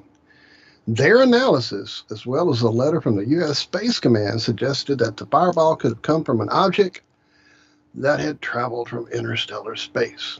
This left Loeb wondering whether the 2014 object was an extraterrestrial probe. To test his theory, he commandeered a magnetic rake that could dredge under thousands of feet of water, an expedition that received $1.5 million backing from a cryptocurrency magnate, and he went dredging for his little magic balls. This isn't his first attempt at this alien hunting, though. He's the one who back in, whenever it was, said that the Oumuamua had to be an alien probe, alien tech. So yeah, he's got a. You ever do the crystal almost said an ugly word. skull? Has he ever done them? I don't know. Let me keep looking here. Yeah, I don't know. This story goes on way too long for this. And we were talking earlier about, who came up with the idea of a clock and gears and this. I was thinking back to the removed books from the Bible in that conversation that Rob Skiba and Zen Garcia had. That we are the sixth group of bipedal, upright, intelligent beings who live on this place. So maybe humans didn't come up with it. I don't know. But maybe a lot of this stuff was already, done by another living organism that could still be living on Earth, really. I mean, this is a big place. But yeah, the more I think about it, the more I'm inclined to think maybe we inherited a lot more than just the earth. Maybe there was a lot of stuff already here and people to, teach us how to use it and implement it. I don't know. Just a thought. Because, yeah, like you said, Jonathan, who came up with the idea of taking this and doing this and that to, it's baffling. That kind of situation. I'm always observing life ever since I was a kid. I mean, and you look at anything in nature and it makes sense, right? My mom used to garden. You plant a seed and you put soil over it and you put some water and it grows, right? And then they come up with the idea of, oh, we're going to take all the seeds out of grapes because, it's an inconvenience to have to spit them out, or watermelons. Who the hell wants to spit out watermelon seeds? And I'm like, aren't seeds the central component to fruit and vegetables? Like, this is back when you need to have the seeds. Yeah, and what? To this day, for some reason, I don't know why, but how certain memories stick from when you're a kid for no apparent reason. Like there's just errant memories that. Why is this one still at the forefront of my memory banks? Right, when I actually need real memories that would help me function as an older male. But no, I have these like weird ass ones, right? But so one of the ones I remember is in first grade. My teacher, Mrs. Silverman, she would read us a news item every day, daily news, right? And so. She was reading about NutraSweet, aspartame, and I remember I don't know why to this day I remember this, and she's like, "Oh my God, look at this! This is so cool. There's this new like sweetener that's going to come out, and it's going to have less calories and sugar, and it's going to be healthy, and it's called I don't know what it was called back then." She goes, "It's even better, huh?" Saccharin. I believe the little pills of saccharin you could drop in. Yeah. Well, no, they had saccharin. This is before saccharin. This was something. No, saccharin's different. That was in the little pink packets that but it was aspartame, aspartame. Yeah, and she was all excited about it. And they said, yeah, they're going to put it in sodas and things, and they're going to try. And this is in first grade, so that would have been, holy shit, 1980. Let's see, 84. I was in sixth grade, so 70 something. Like what the f? Like 78, 77. That's when they, and remember, when you look at the history of it, it makes sense now because like Rumsfeld was working at Sara-Lee, and he's the one who got it pushed through Congress, even though it failed all the FDA testing. It was supposed to be an anti-seizure medication, and they just happened to find out that it had this, sweet property to it. But then, I don't know, antifreeze smells like fucking maple brown syrup. Should I pour that on my goddamn, pancakes and let my dog have some, before they changed it, before they did liver damage? Like, oh yeah, it's sweet. We can eat this. Like, get out of here. It's good. Well, gents, it's that time. Time for our final break. I'm ready. Did you have that song? Yes. I figured you did. Look at you go. Josh is on top of it. Bacteria poop. Yes, that is aspartame. Bacteria poop. Go look it up if you don't believe me.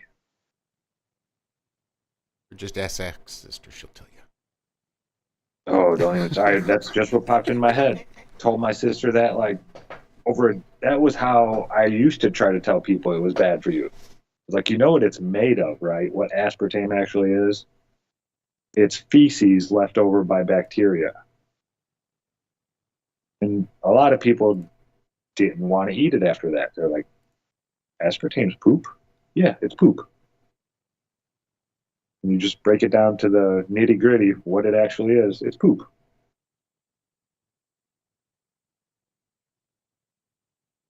I always thought the wallpaper from Willy Wonka was a good idea, with the snozzberries and all that. Snozzberries. Unless you put it down in the basement where the children play, and then you have black mold getting in there, then that's a problem. You think about it. If you're licking walls all the time, I'm imagine with that moisture and shit that black mold would form and other bacteria. Like when people spit in a petri dish and they let it sit on a piece of paper towel, and then 3 weeks later you see all the fucking shit that it's grown spores. All right, then let's do this. Let's take a little break. This is little Wilson Pickett with their cover of Hey Jude. Hey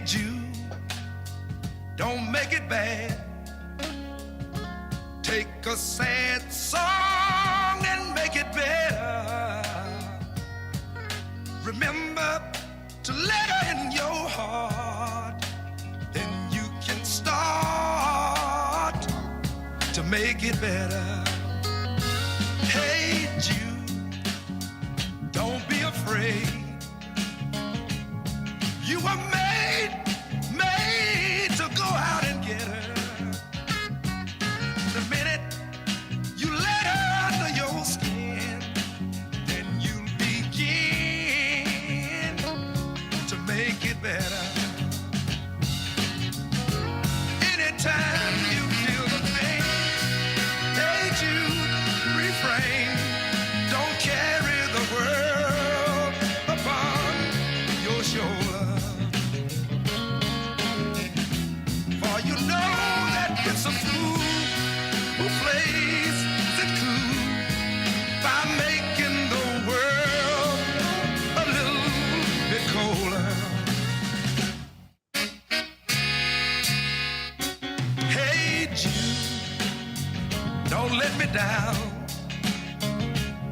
You found her, now go on out and get her. But remember to let her in your heart. Then you can start to make it better. So let it out and let it in. Hey Jude, begin. You waited for someone to perform with. And don't you know that it's just you? Hey Jude, you do the movements you need. It's on your shoulder.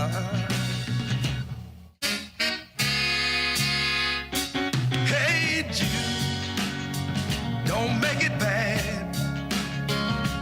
Take a sad song, make it better. Just remember to let out of your skin. Then you begin to make it better. Ow!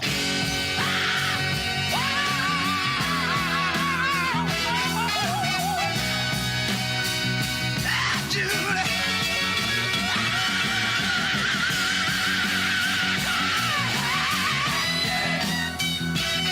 It's gonna be all right.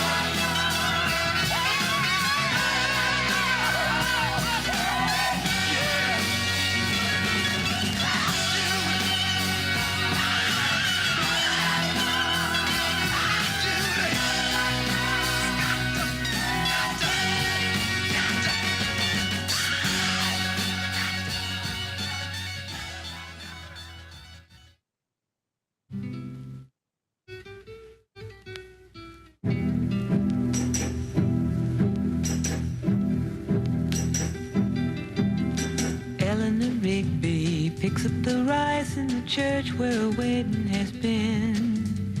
Lives in a dream, waits at the window, wearing the face that she keeps in a jar by the door. Who is it for? All the lonely people. Where do they all come from? All the lonely people. Where do they all belong?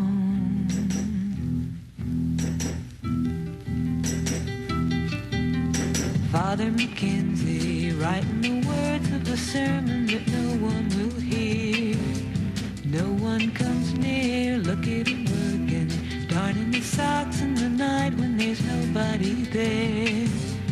What does he care? All the lonely people, where do they all come from? All the lonely people, where all belong.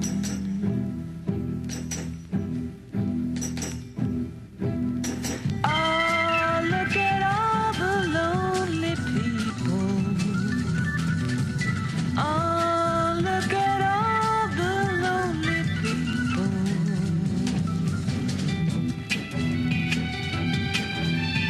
Eleanor Rigby died in the church and was buried along with her name. Nobody came, Father Mackenzie, wiping the dirt from his hands as he walks from the grave. No one was saved, all the lonely people. Where do they all come from? All the lonely people, where do they all belong?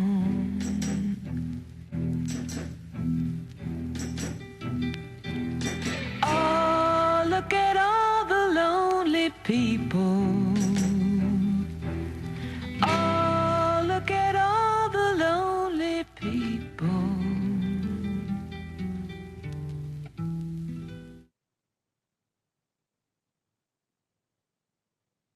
And welcome back to the IRONWORX fourth and final segment, kicking off now. We started that break off with a little Wilson Pickett, accompanied by Dwayne Allman, with their cover of Hey Jude. Anybody care to guess who that last song was? Eleanor Rigby? Who did that cover of Eleanor Rigby? What's her name? Gore. Leslie Gore? No. Aretha Franklin. No. I'm expecting Walter to get this. I'd be surprised if he did. Dusty Springfield? No. That was Bobby Gentry. Oh my God. Oh, nice. Very nice. Ode to Billy Joe. Yep, that's the one. Oh, I love that song. Man, that's got a wicked bass line to it. Boom, ding, ding, bing, bing, boom. Oh, man. Yeah, Ode to Billy Joe. If you don't know the song, go and listen to it after the show. It's one of those you probably heard, just never know who sang it, and then couldn't go look it up afterward because you didn't know the name of the song and you didn't know who sang it. But yeah, Bobby Gentry, she could sing, man. She had a beautiful voice.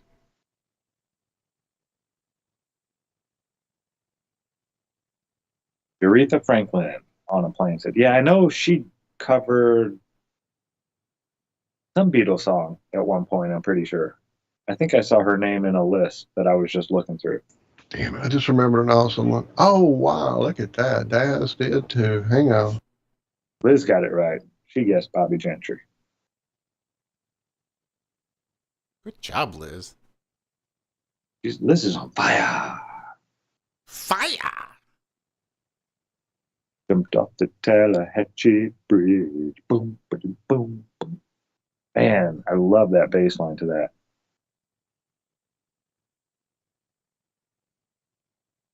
And it's really a sad song. Cami and I talked about that the other day, how so many songs that you love, you just never really listen to the words to comprehend what the artist was trying to say. You just fell in love with the rhythm and the way that the words went with the rhythm, and the tones, and you never actually took time to pay attention to what you were singing.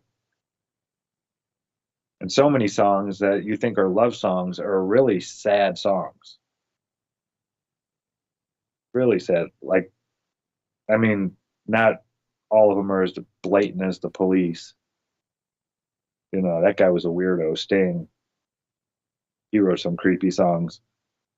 But, we were talking about this, I think, last week. John Cougar Mellencamp. Bruce Springsteen. Born in the USA. Americans sing that song like it's one of our patriotic songs or something like that. And the words are ripping on the United States for all the bullshit that we do all over the world. It's calling out the United States. But yet people still born in the U.S. like they're proud of being represented by that song. Yeah, it's amazing how music can do that to you. Apparently, Dixie had not been familiar with a band called Little Feat. And she was at work the other day, and somebody asked her. I've never heard of it. I got this song called Dixie Chicken. So they all listened to the song Dixie Chicken, and she was retelling the story to me the other day. And I'm not sure they quite captured on what a whore the girl in that story is. Like they missed that last verse where everybody in the bar starts singing the song because they all have had their go with the Dixie Chicken.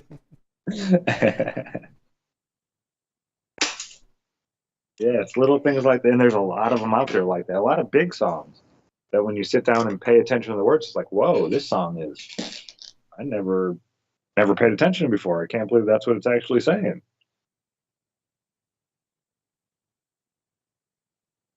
Speaking of Beatles music has a songs, way of doing it. speaking of Beatles songs, my favorite rendition of "In My Life" is by Bette Midler in that movie For the Boys. I think that's a great version. It is. I know that one as well. She's very.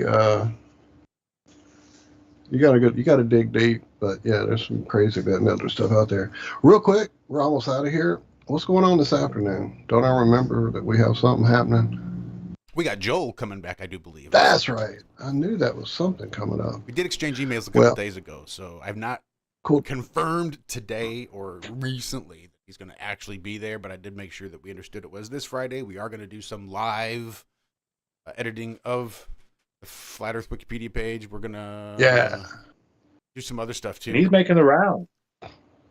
I saw him on the Melodome this week.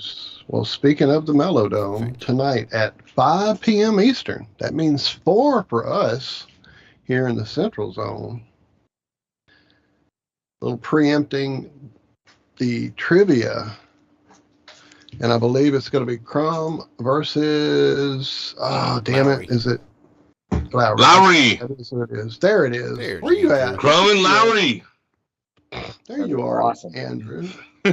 I've been here in the background. Well, I knew you were lurking, but you never said anything, so I thought maybe you had gotten sidetracked. I've been listening. I'm very Cool. intrigued by what you guys were talking about. Awesome, brother. Awesome. Well, we appreciate that you guys are doing this again. It's going to be for Rico, our brother, Tinfoil, Sombrero. If you guys have the time, definitely go check it out today. If you don't, then I'm going to drop a link here. 1 second.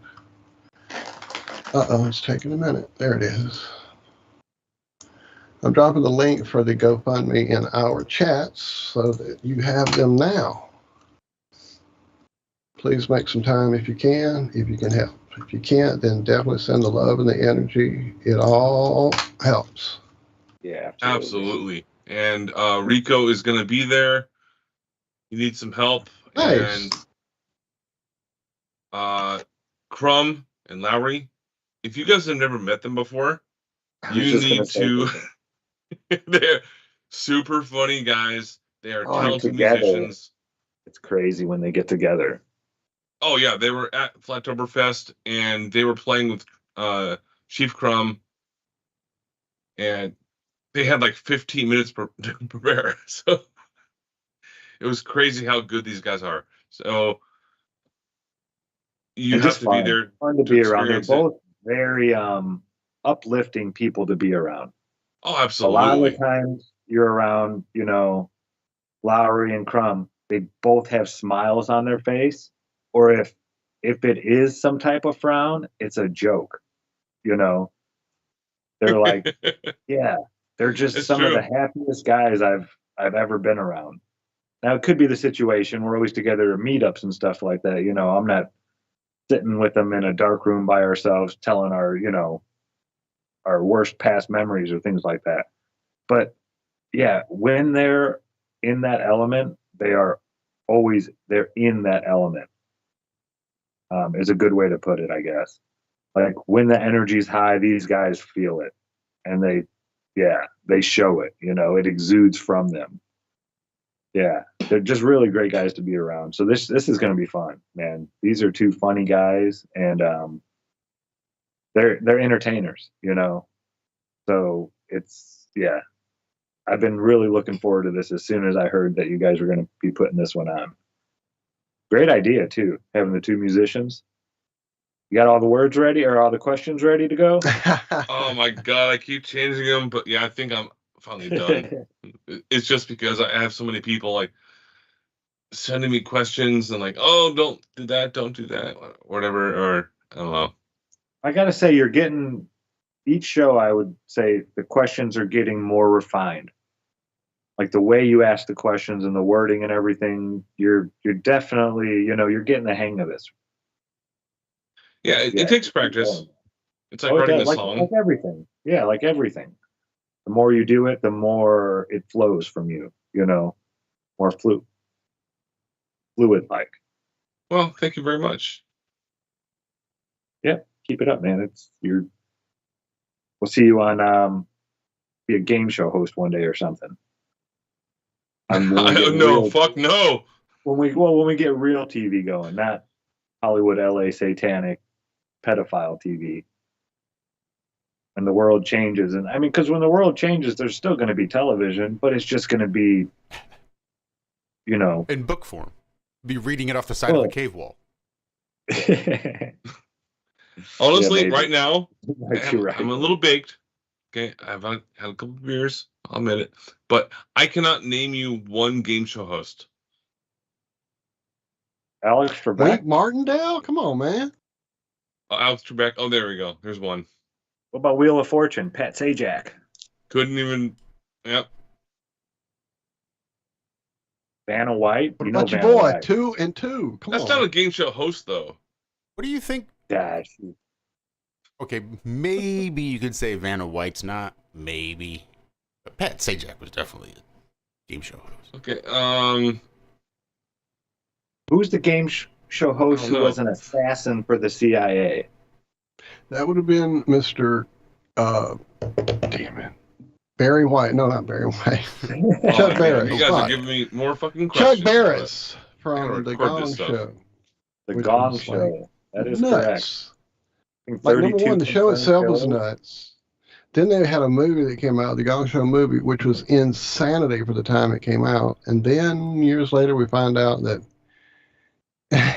he apparently was working as an undercover agent during all that, which is fucking nuts. Because not just an agent. I used to love me some Chuck assassin. Barris. Yeah, assassin. Right. I used to love me some Gong I don't Show. think it was 32 confirmed kills. Might have been. The dancing machine. I'll stop.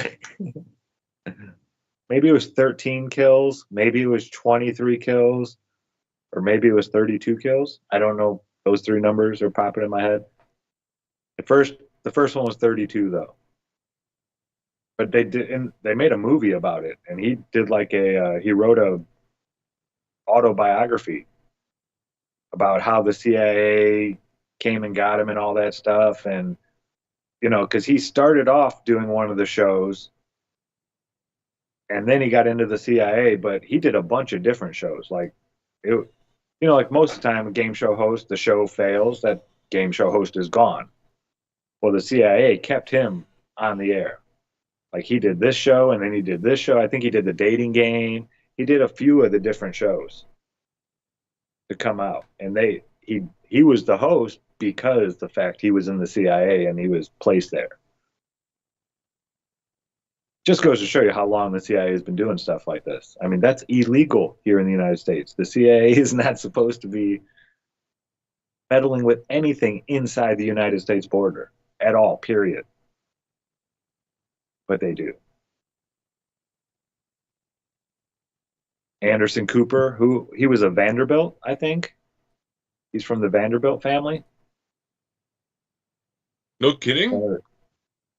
I'm pretty sure. Cami and I were watching a documentary on the Vanderbilts, how they were kind of nouveau riche in the early 1900s, late 18 whatevers, when they came into their money.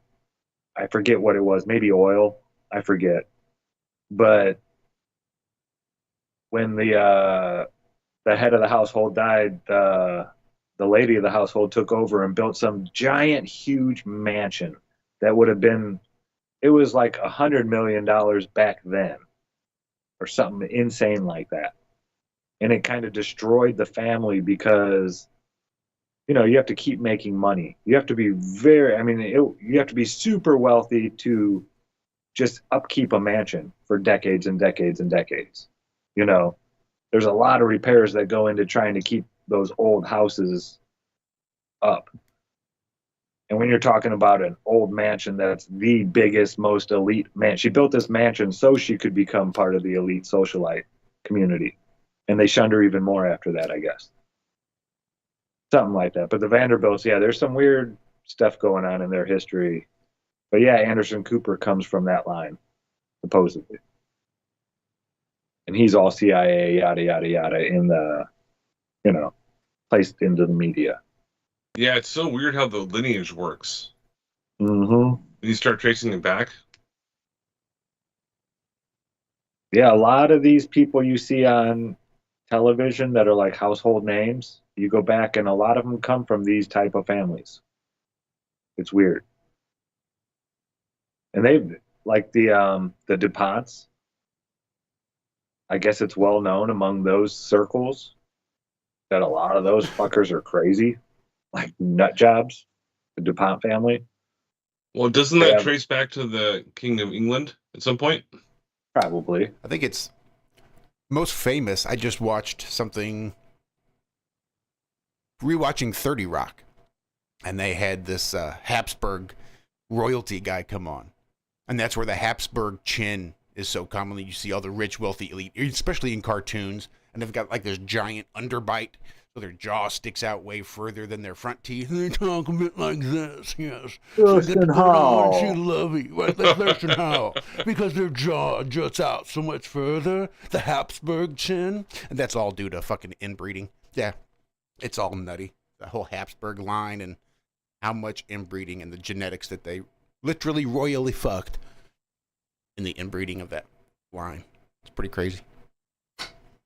I've heard they have insane asylums that are for like just these families. Like the families have their own insane asylums because so many of the offspring, due to inbreeding, and you wouldn't want the even the idea of bad genetics within the royal family, so you have to hide them away. You don't want doing that in like a public place or something with commoners who might let it slip. Crazy. But yeah, TV shows. I was watching News Radio, that old one from the 90s. And Jimmy James, best character in that show, in my opinion, the eccentric billionaire. And that didn't graduate high school, or something like that. But he always talks about, yeah, I was going to marry this lady, but I found out she was related to the DuPonts. And just between you and me, they got a bunch of wackos in that family or something like that, he said. Or they're known for breeding nut jobs or something like that, he said. So it's not like it's hidden and not known. But in these families, yeah, that's, man, what a horrible life. Just saying. I mean, yeah, you never have to worry about, you know, where your next meal is going to come from or a roof over your head. But just all the other stuff that comes with it, I'd rather be poor. I'm just saying. Not around any of these people, these satanic, horrible, horrible cult-like families. Nope. I'd rather be born in a gutter than into that silver. It's some nasty silver right there. Tarnish your soul. That's about it, folks. We got a couple minutes left here. Again, 5 p.m. Eastern this afternoon over on the Mellow Dome channel. Trivia for charity. Crumb vs. Crow or Crumb vs. Lowry. Should be hilarious. If nothing else. You'll definitely learn something. These guys are smart gentlemen as well. But the music trivia alone, you're definitely going to learn something that you didn't know. I've heard a few of the questions already, and yeah, there's some good ones in there. Walter was just knocking them out of the park. I couldn't believe how well Walt did during the test run for that. Dude, Walter ain't no joke when it comes to music. And I have That's one more old-time question to music? ask you guys that I added in like just a bit ago. After the stream ends. Yeah. And we are right I'm ready. on it. We got a couple Walter's minutes left. ready. Thanks for All right. hopping Thank in, y'all. Love Andrew. y'all. Truly. Thank you, Jonathan. Thank you, Andrew. Thank you, everybody. Love y'all. Yeah, thank you, Jonathan. It's been a minute, man. It was good chatting with you. And thank you, Zach. It's always nice to hang out with you in the morning. Yeah. Always a pleasure. It was good hanging with you guys. Thank you. And thank you to Walter. Always a pleasure hanging out with Walter in the morning as well. Yeah, it's good to be back. Feeling better. That's Joe. That's it. This is the Ironworks right here on freeworld.fm. I am Josh Corey. I'm actually throwing graphics on the screen. You guys might not realize it. It's actually pretty fun. Got a little WebSocket open for my OBS. Makes things really cool. Anyway, love you guys. We'll see you back here next week for more of the Ironworks every Monday, Wednesday, Friday, kicking off at 4 a.m. Central all the way to 6 a.m. And then again on Friday evenings for Have No Sphere on the ironrealmmedia YouTube channel. Until then, you guys have a great rest of your weekend. Be good. Be well.